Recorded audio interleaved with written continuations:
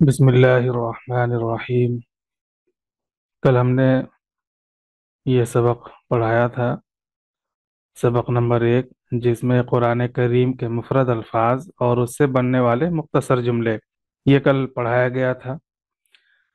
اب آج سبق نمبر 2 پڑھیں گے، اس میں بھی یہی مفرد الفاظ ہیں۔ پہلے ہر لفظ کا معنی بتایا جائے گا اور اس کے بعد یہ بتایا جائے گا کہ اس سے جملہ کیسے بنایا جاتا ہے، جملہ کیسے بنتے ہیں، اس کا ترجمہ کیسے ہوتا ہے۔ تو چلیے شروع کرتے ہیں۔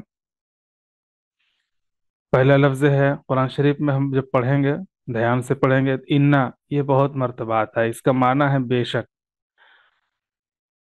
تاکید کے لیے آتا ہے۔ جب کسی بارے میں کہنا ہو کہ واقعتاً یہ کام ہوا ہے تو وہاں انا لاتے ہیں، بے شک، اس کا معنی ہے بے شک۔ غفور کے معنی بخشنے والا، رحیم بہت رحم والا، حلیم جاننے والا، رعوف بہت مہربان، سمیع سننے والا، بصیر دیکھنے والا، خبیر خبر رکھنے والا، حکیم حکمت والا۔ ان الفاظ کو زبانی یاد کر لیں، اس کے بعد تاکہ اگلا جو ترجمہ کرایا جائے گا وہ آسان ہوگا۔ چلیے دیکھتے ہیں کہ جملے میں کیسے استعمال ہوتا ہے، پھر اس کا ترجمہ کیا ہوتا ہے۔ انا کے معنی بے شک، اللہ کے معنی اللہ، ان اللہ بے شک اللہ، غفور بخشنے والا، رحیم بہت رحم والا۔ یہاں پہ اس سے پچھلے ویڈیو میں بتایا گیا تھا کہ عربی میں جب جملہ بنایا جاتا ہے اس میں ہے کے لیے، جیسے یہاں ہے کے لیے کوئی لفظ نہیں ہوتا ہے۔ جہاں جملہ مکمل ہوتا ہے وہیں پر ہے کا معنی آ جاتا ہے۔ اب ان اللہ یہ مبتدا ہے، غفور الرحیم یہ خبر ہے۔ یہاں جملہ مکمل ہو گیا ہے۔ ابھی مبتدا خبر یہ ٹیکنیکل اور فنی چیزوں کو نہیں جاننے کی ضرورت نہیں ہے، بس اتنا جان لے کہ جہاں جملہ مکمل ہو جاتا ہے وہاں ہے کا معنی ہوتا ہے۔